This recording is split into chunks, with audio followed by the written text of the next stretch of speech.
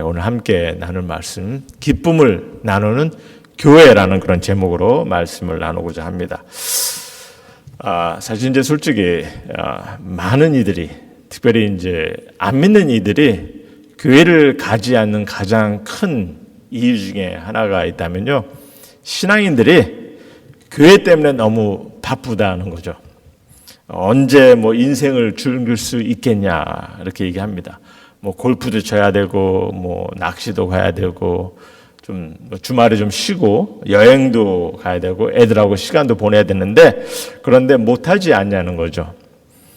근데 이제 이런 생각에 사실 어떻게 보면은 좀 동의할 수밖에 없는 상황들을 보여주고 있는 그런 교회, 또 신앙인들이 있습니다. 그게 이제 현실이고요. 하지만 또한 저들은, 또 안 믿는 이들은 또 저들이 놓치는 것이 있습니다. 아주 중요한 것을 또한 놓치고 있는 것도 있습니다. 그래서 저들이 놓치고 있는 중요한 것을 먼저 보면요, 비록 이렇게 신앙인들이 좀 교회 때문에 주일 예배로 이렇게 많은 제재를 좀 당하는 것 같지만, 사실 저들은요, 그러니까 이제 하나님을 모르는 이들은요, 이 하나님과의 관계를, 이 영원한 생명의 약속이 얼마나 귀함을 놓치고 있다는 거죠. 예를 든다면 이런 거죠. 나의 삶을 지키시고 인도하시는, 뿐만 아니라 나의 모든 죄 문제를 해결해 주시고 놀라운 사랑을 베푸시는, 더 나아가서 영원한 삶까지 인도하시는 그런 하나님과의 관계를 많이들 놓치고 있다는 겁니다. 만약에 여러분들이 죽을 병을 걸렸을 때 누군가가 여러분들의 죽을 병을 고쳐주시고 뿐만 아니라 평생을 여러분이 이룰 수도 없는, 상상할 수도 없는 그런 곳에 거주할, 그런 아름다운 곳을 거주할 것을 지어주시는 분이 계신다면은 어떻게 관계를 세워나가지 않겠냐는 거죠. 그런 분과 관계를 어떻게 놓칠 수 있겠냐는 겁니다. 그렇지만서도 또 이렇게 보면 이제 교회 다니는 사람들이 이렇게 이제 종교 행위로 너무 집착하는 것 같다는 이제 이런 이제 얘기를 듣는 상황들이 왔을 때 좀 마음은 좀 안타깝습니다. 어떻게 이런 소리가 나왔는지 사실 좀 안타깝게 해서 최근 이런 얘기까지 좀 들었어요. 요즘은 이제 배우자 선택도 특히 한국에서 젊은 친구들이 교회를 다니는 이들, 이 기독교인이라는 것 때문에 배우자 선택에서 가장 이 선호하는 것이 굉장히 부정적으로, 아주 부정적인 기준으로 이렇게 여기고 있다는 얘기를 좀 들었습니다. 그만큼 젊은이들이 또 이렇게 기독교인들 향해서 바라보는 눈이 좀 많이 좀 부정적인 그런 모습을 보이고 있다는 거죠. 그래서 좀 생각해 보고 싶은 것이 있는데요. 사실 이 진정한 인생의 행복과 기쁨은요, 모든 관계에서 시작이 됩니다. 부부관계, 뭐 가족관계, 친구, 성도 간의 관계. 그래서 보통 인간의 관계를 보면요, 이 인간의 관계가 나쁘면은 삶의 회의를 느끼게 되고, 관계가 복잡하면은 어려움을 갖게 되기도 하고, 그러다 보니까 즐거움을 가지지 못하는 경우가 많죠. 그러나 아름다운 관계를 이루어가면요, 그보다 즐거움을 나눌 수 있는 것은 없다고들 생각합니다. 그런데 이제 교회의 삶이 이렇게 너무 이렇게 바쁘게만 보이고, 너무 이렇게 종교 행위에만 전념하는 것 같이 보이고, 또 깊은 관계를 갖지 못하는 그런 모습을 보인다면요, 사실 저들의 말에 반박하기도 사실 어렵지 않나 이렇게 보는 거죠. 기독교인들이 이 배우자 선택에서 부정적인 인식을 갖게 하는 것도, 그 원인도 너무나 종교 행위에 집착하는 것 같이 보이니까 이제 그런 생각을 합니다. 그래서 이제 좀 우리는 좀 이 신앙관에 대한 잘못된 생각이 있었다면 조금 지혜롭게 재조명해 볼 필요가 있지 않나 이렇게 생각합니다. 사실 오늘 본문이 이 부분을 좀 다루고 있어요. 아니, 이 본문뿐만 아니라 빌립보서가 좀 이런 부분들을 많이 다루고 있습니다. 우리가 그래서 말씀을 통해서 좀 재조명해 볼 것이 있으면은 좀 그렇게 하시는 그런 시간이 됐으면 합니다. 그래서 먼저 이제 3절 말씀 보시면은 3절에 바울은 이런 얘기를 합니다. 내가 너희를 생각할 때마다 나의 하나님께 감사하며, 이런 말씀하는데, 사실 빌립보서는요, 지금 바울이 지금 옥중에 감금되어 있는 그런 상황에서 지금 이 서신을 쓰고 있거든요. 그러니까 사실 어떻게 보면은 굉장히 힘든 어려운 상황인데도 빌립보 교회를 생각할 때 감사한다 이렇게 전하고 있어요. 궁극적인 이유가 무엇인지 우리가 사실 이 나중에 이제 빌립보서 본문을 통해서 더 자세히 봐야겠지만 제가 간단하게 좀 설명을 먼저 드린다면요. 일단 바울 사도가 빌립보 교회에서 있는 동안에 행복하였고 좋았다는 거죠. 물론 힘든 상황도 겪었지만 하지만 기뻐하고 감사할 일이 많았다는 겁니다. 그러는 이제 할머니, 할아버지가 가파른 이제 경사를 이렇게 오르고 있었다고 합니다. 근데 할머니가 너무 힘이 들어서 좀 애교 섞인 목소리로 할아버지에게 영감, 나 좀 업어줘. 그랬다는 게. 할아버지가 물론 이제 본인도 좀 무지 힘들었는데 그래도 남자 체면이 있으니까 할머니를 업었다고 합니다. 근데 이제 할머니가 얄밉게 무거워? 그러더라는 게. 그래서 할아버지가 아주 담담한 목소리로 그럼 무겁지. 얼굴 철판이지. 머리 돌이지. 간은 부었지. 많이 무겁지. 그러다 이제 힘들어서 이제 할머니를 내려놓고서 둘이 같이 걷다가 좀 지친 할아버지가 할머, 나도 좀 업어줘. 그랬다는 게. 기가 막힌 이제 할머니가 그래도 할 수 없이 좀 할아버지를 업었다는 겁니다. 이때 이제 할아버지가 좀 약 올리는 소리로, 목소리로 그래도 생각보다 가볍지? 그러니까 할머니가 찬찬히 자상한 목소리로 또 입가에 미소까지 지으면서 그럼 가볍지. 머리 비었지. 허파에 바람 들어갔지. 양심 없지. 싸가지 없지. 너무 가볍지. 그렇다고 합니다.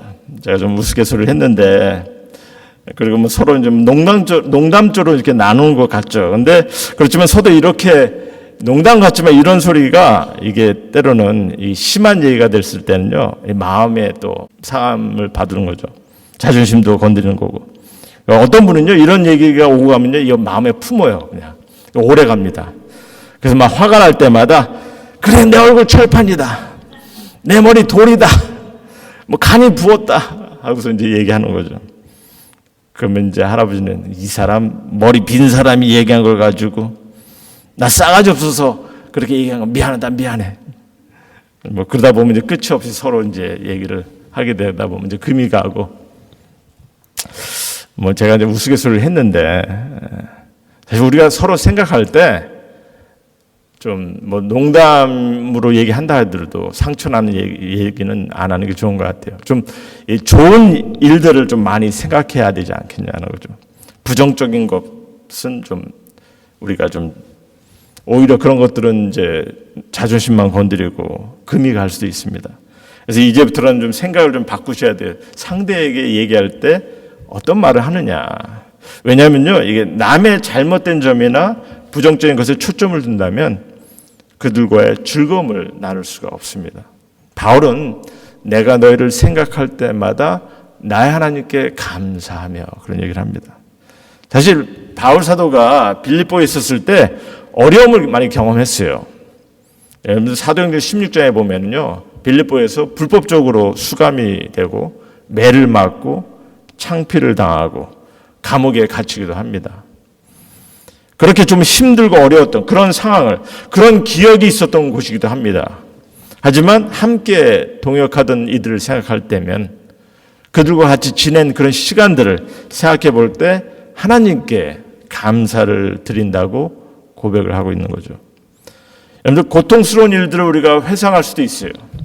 그러나 그런 일들을 생각하지 않고 감사한 일을 생각하기를 소원하시는 겁니다. 우리들 서로 좀 이렇게 좋은 점을 더 생각하고 좀 선한 모습에 좀 감사하십시오. 즐거운 추억을 만들어내는 것은 나의 선택입니다. 과거를 어떻게 기억하는 것도 내가 선택할 수 있는 거죠. 그래서 좋은 것들을 기억하고 그 외의 것들은 사실 잊어버리는 게 참 좋습니다. 근데 이제 잊지 못하는 것이 조금 이제 안타까움이 없지 않아 있는데, 그렇다고 해서 이제 상처받은 것을 감추라는 말은 아닙니다. 그건 건강한 것이 되지 못하는 거죠. 다만 사람들의 선한 모습에, 강점에 더 큰 관심을 가지라는 거죠. 사람들이 이런 말을 합니다. 저 사람 뭐 다 좋은데 그러나. 근데 여기서 이제 그러나를 얘기했을 때는 이게 긍정적인 것보다는 이제 부정적인 것에 초점을 두기 마련인 거죠. 그러니까 이제 그러지 마시고 좋은 점을 자꾸 보고 또 칭찬하시라는 거죠. 절대로 완벽한 사람은 없어요. 목사인 저도 완벽하지 못하고, 하지만 그래도 좀 이렇게 칭찬해 주시면은 좀 감사한 거고, 그렇죠? 특별히 사도 바울도 오늘 본문에서 볼 수 있는 것으로 저들의 도움에, 빌립보 교회의 도움에 아주 고마워하는 것을 적고 있는데 5절을 보니까 이렇게 적고 있습니다. 5절을 보니까 너희가 첫날부터 이제까지 복음을 위한 일에 참여하고 있기 때문이라, 이렇게 얘기합니다. 함께 참여하였다는 거예요. 함께 참여했다는 것은요, 이게 순간순간 곁에서 도움을 주는 것을 말하고 있다는 겁니다. 별거 아니에요, 사실. 그냥 순간순간 곁에서 도움을 줬다는 거죠. 그러니까 여러분의 남편이, 여러분의 아내가, 뭐 친구가, 가족이, 뭐 성도님이 서로 별 놀라운 것은 하지 않더라도 순간순간 곁에서 함께 있어주고 함께 힘이 되고 있다면 그것은 참 귀한 것을 여러분께서 인식하시기 바랍니다. 뭐 경제적인 위기에 있을 수도 있고, 뭐 직장에 문제가 있어서, 또 뭐 여러분이 아플 때, 아니면 나이로 쇠약해져 가지고 뭐 앞뒤를 가리지 못할 때, 어려움이 닥칠 때, 그들이 여러분을 충분히 무시할 수 있지만, 그러나 그러지 않고 여러분과 함께 한다면 얼마나 힘이 되겠냐는 거죠. 그래서 이렇게 함께 할 수 있는 것에 감사할 수 있는 그 모습.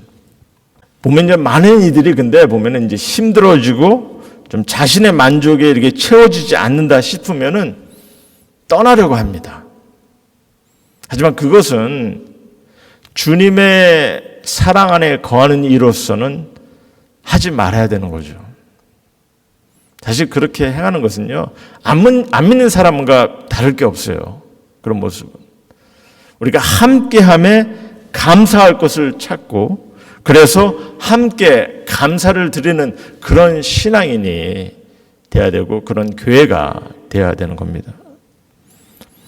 그러면서 오늘 4절 말씀을 잠깐 보시면은, 간구할 때마다 너희 무리를 위하여 기쁨으로 항상 간구함은, 이런 얘기합니다.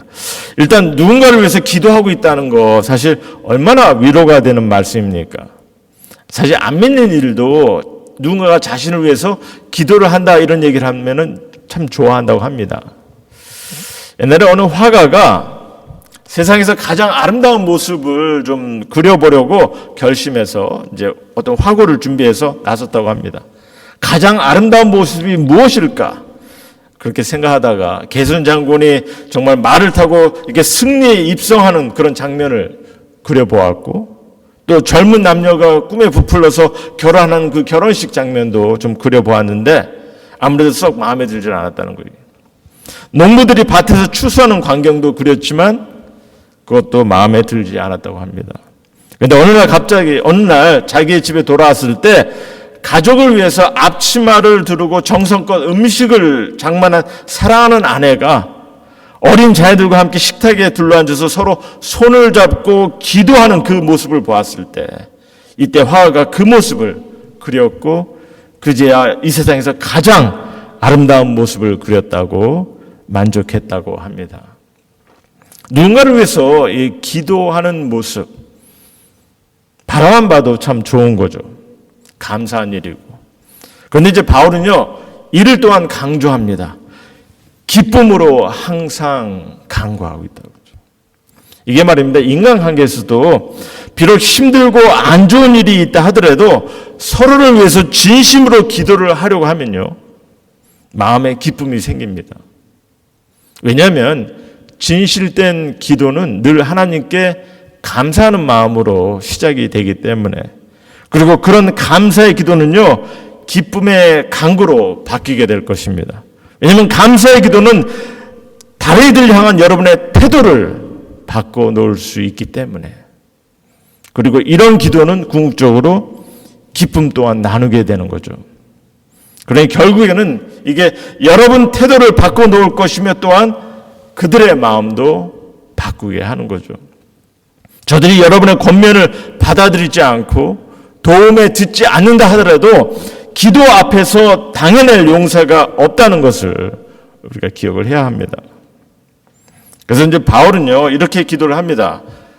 오늘 사실 9절에서 11절을 보면은 바울의 기도가 있는데 9절 말씀만 잠깐 보시면요. 내가 기도하노라 너희 사랑을 지식과 총명, 모든 총명으로 점점 더 풍성하게 하사, 이런 얘기를 합니다.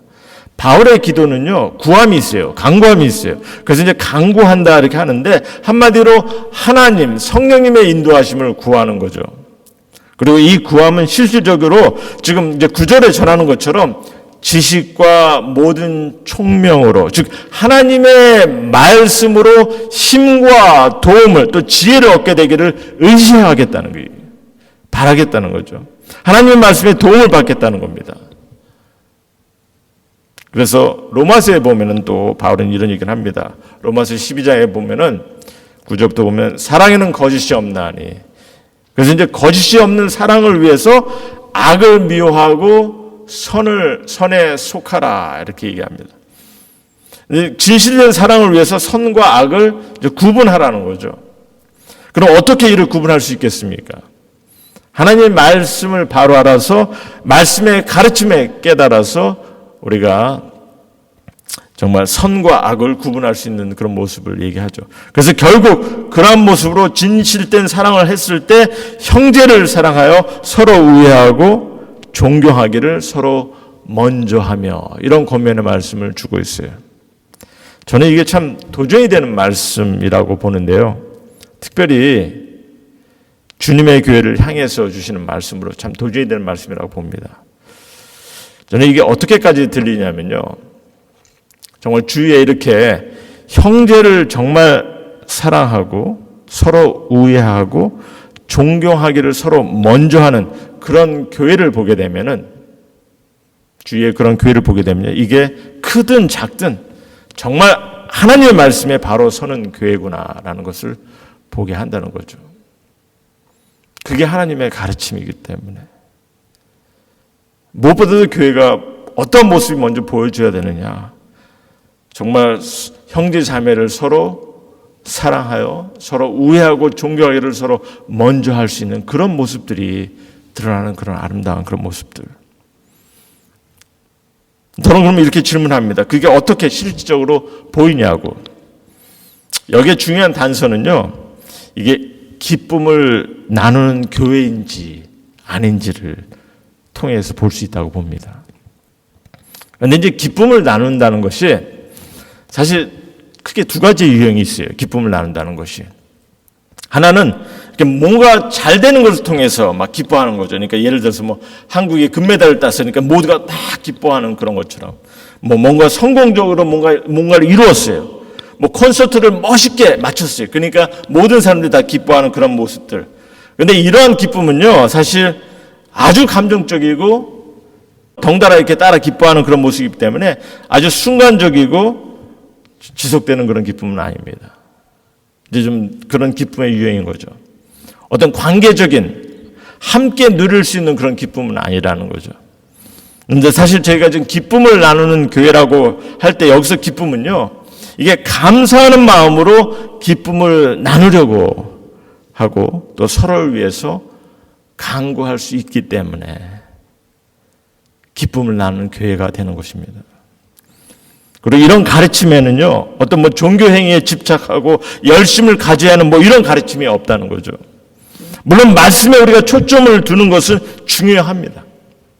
하지만 무엇보다도 먼저 우리가 서로를 위해서 감사할 수 있고, 그래서 서로 기도할 수 있고, 그때 정말 기쁨을 나누는 그런 교회가 되는 거죠. 그러면서 계속해서 뭐라고 말씀하시면 6절에 너희 안에서 착한 일을 시작하신 이가 그리스도 예수의 날까지 이루실 줄을 우리는 확신하노라, 이런 말씀을 적고 있어요. 인간은 비록 시작한 것을 끝내지 못할 때가 많습니다.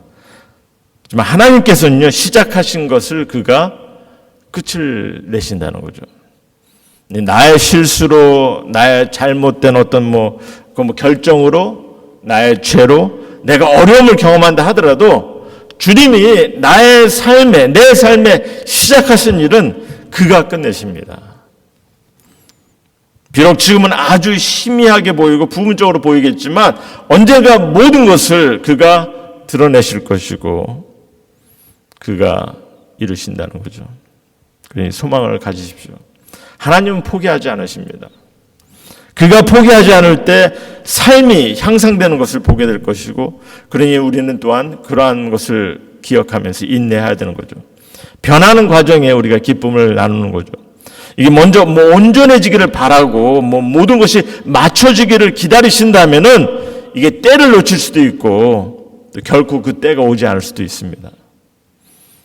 제가 성도라는 말을 우리 성도님들에게 어떤 의미가 있는지 설명을 드렸는데, 성도가 되는 것을 하나님께서 이루시기를 벌써 이미 시작하셨다는 거죠. 여러분이 거룩한 자, 하나님 앞에 거룩하고 의로운 자가 되기를 하나님께서 이미 시작하셨고 그를 우리 가운데 이루기를 원하십니다. 근데 이루기 위해서는 우리가 하나님께서 뜻하신 것을 우리가 좀 생각하면서 또 우리가 주님 안에서 바로 서는 모습이 있어야 되는 거죠. 저희가 지금 이제 본문을 통해서 좀 기쁨을 나누는 교회에 대해서 좀 나누고 있는데요. 다시 말씀드리지만 이 교회 생활은요, 이 신앙 생활은요, 기뻐야 됩니다. 기뻐야 됩니다. 결론적으로 행복해야 돼요. 전통적으로 보면은 이렇게 헌신, 순종, 성령 체험, 성장, 이런 것에만 너무 그동안 초점을 두었는데요. 전통교회가 어느 순간부터 그랬어요. 그런데 우리가 말씀을 자세히 보시면요, 성경에서 가르치고 강조하는 것이 이런 것이 우선이 아니라는 거죠. 예수님의 가르침조차도 그래요. 아니, 강조하더라도 무엇보다도 사랑을 먼저 강조하고 있습니다. 그래서 사랑 없는 헌신, 사랑 없는 순종, 사랑 없는 성령 체험, 아무것도 아니라고 하지 않습니까? 그냥 모든 인간관계도 그렇듯이, 부부관계도 마찬가지지만, 주님 안에서 공동체, 주님의 가족된 공동체 안에서도 우리가 먼저 함께 기뻐하는, 함께 사랑을 나누며 행복함을 먼저 경험하도록 주님께서 그를 원하신다는 거죠. 그때 우리가 그를 경험할 때 헌신이든 순종이든 이런 모든 것이 따라오는 것이고요. 그런데 우리가 이렇게 기쁨을, 행복을 갖기 위해서는 또한 배움이 필요하고 노력이 필요합니다. 서로 변화하고 삶이 향상될 것을 기대하면서 좀 해야 되죠. 그런데 이제 그렇지 않고 어떤 조건이 먼저 갖춰주기를 기다리신다면은 그 조건이 맞춰지지 않을 때는, 또 그 조건이 맞춰질 때는 또 다른 조건을 요구하기도 합니다. 지금부터라도 우리가 기쁨을 나누고 함께 행복해하는 것을 배우고 함께 이를 경험할 수 있도록 해 가야 되는 거죠. 그런데 이런 배움에 있어서 가장 중요한 것이 인내더라고요. 기다림. 그래서 사실 바울 사도도 이제 그 말을 하는 거죠, 지금. 너희 안에 착한 일을 시작하신 이가 그리스도 예수의 날까지 이루실 줄을 우리는 확신하노라. 주님은요, 우리 삶의 변화를 기다리면서 또 주님께서 이를 이루어가기를 원하시고 우리에게 힘주시고 도우십니다. 여러분들, 예수님께서도 보시면요, 늘 기다리셨어요. 베드로가 3번 예수님을 부인하는 것을 아시면서도 기다리셨습니다. 제 아들이 모두 뿔뿔이 도망치는 것을 알고도 기다리셨어요. 탕자의 아버지가 탕자가 돌아오기를 기다리듯이 하나님도 우리의 부족함을 아시면서도 기다리고 계신다는 거죠. 그리고 그 말씀은요, 궁극적으로 우리가 배우려고 하고 우리가 좀 변화하려고 할 때 말씀의 깨달음을 통해서 우리가 기쁨을 경험하고 행복을 경험하기 위해서 우리가 나름대로 좀 배우려 하고 변화하려고 할 때 하나님께서 그의 능력으로 우리의 인격을 또한 변화시킬 것이고 또 우리를 포기하지 않고 우리에게 희망을 보이시며 우리를 지키신다는 것을, 그래서 우리가 그것을 믿고 그 믿음 안에서 우리는 살아가야 되는 거죠.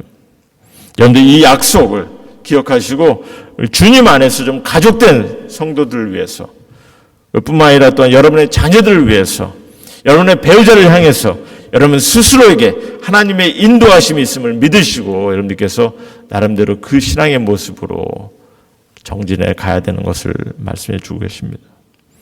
그리고 이 말은요, 단순한 기대를 얘기하는 것이 아니죠. 이게 기대라는 것은요, 우리의 예측에 의존하는 것입니다.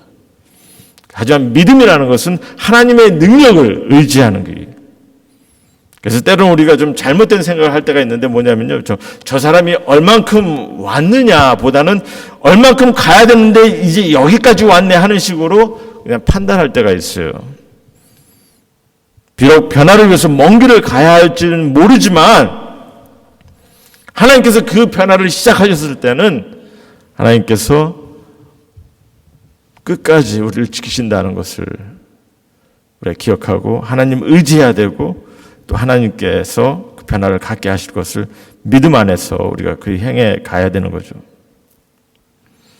그리고 그러한 모습으로 우리가 행해 나갈 때 정말 주님께서 우리 가운데 기뻐하는 삶, 행복한 모습을 또한 경험케 주님께서 인도하실 것입니다. 우리가 기뻐하는 삶, 행복해하는 삶, 이것이 그렇게 크게 어려움을 얘기하는 것은 아니라는 것을 좀 기억하셨으면 합니다.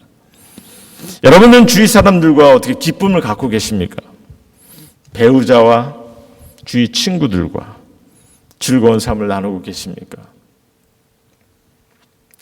여러분들 디모데전서에 보면은 이런 말씀이 있습니다. 디모데전서 6장의 17절에 보면은 정함이 없는 재물에 소망을 두지 말고 오직 우리에게 모든 것을 후히 주사 누리게 하시는 하나님께 두며, 그랬을 때 여기서 누리게 하신다는 말이 어떤 의미냐면요, 즐거움을 갖게 하신다는, 기쁨을 누리게 한다는 그런 말씀입니다. 그러니까 재물에 소망을 두지 말고 우리 모두에게 모든 것을 후히 주사 기쁨을 누리게 하시는 하나님이라 이렇게 말씀하세요. 하나님도 여러분이 기쁨의 삶을 갖기를 바라십니다. 남을 사랑하고 그 사랑을 나눴을 때는 우리가 기쁨을 얻을 수밖에 없는 거죠. 그래서 이 기쁨의 삶을 주님께서 바라셨을 뿐만 아니라 이에 필요한 많은 것들도 주님께서 허락하셨어요. 그중 귀중한 것으로서 우리에게 가정을 허락하셨고 또한 주님의 가족 공동체인 이런 주님의 교회를 허락하셨고, 그래서 그 가운데 함께 하나님의 사랑을, 주님의 사랑을 온전히 경험하면서 우리 가운데 기쁨을 누리고 행복을 또한 만끽하기를 주님은 소원하십니다. 감사하는 마음으로 기쁨을 우리가 나누려 하고 또한 서로를 위해서 간구할 수 있는 그런 이들이 되기를 소원합니다. 기쁨을 나누는 그런 교회를 세워나가게 될 것입니다. 그리고 말씀을 의지할 때 하나님께서 변화를 갖게 인도하실 것을 믿으시고 우리가 말씀을 의지해서 정말 내가 주님의 뜻에 합당한 모습으로 나아갈 때 주님께서 우리의 변화를 인도하실 것을 믿으시고 서로 인내하는 마음으로 기쁨과 행복한 교회를 세워나가기를 소원합니다. 우리가 이런 모습으로 주님의 교회를 세워나갈 때 일단 내 삶부터 기쁨이 오고 내 삶의 행복을 경험하게 될 것입니다. 그리고 그러한 삶은 무엇보다 우리 가운데 하나님께서 또한 기뻐하심을 나누신다는 거죠. 한번 생각해 보시기 바랍니다. 여러분의 삶 때문에 하나님께서 기뻐하신다는 거. 주님의 교회에 함께하는 우리 임마누엘 교회 가족 공동체 때문에 하나님께서 기뻐하신다는 거. 얼마나 귀하고 놀라운 일입니까? 네, 이를 위해서는 우리가 먼저 함께 기쁨을 나눌 수 있고 행복을 나눌 수 있는 그런 교회가 되어야 되는 거죠. 이를 위해서 우리가 서로를 위해서 늘 감사하고 또 서로를 위해서 기도하고 구하는, 간구하는, 그래서 정말 하나님께서 허락하신 그 진정한 사랑을 함께 나누며 기쁨과 늘 행복을 나누는 그런 아름다운 교회를 또 아름다운 가정을 세워나가시는 우리 성도님 모두가 되기를 주님의 이름으로 소원합니다.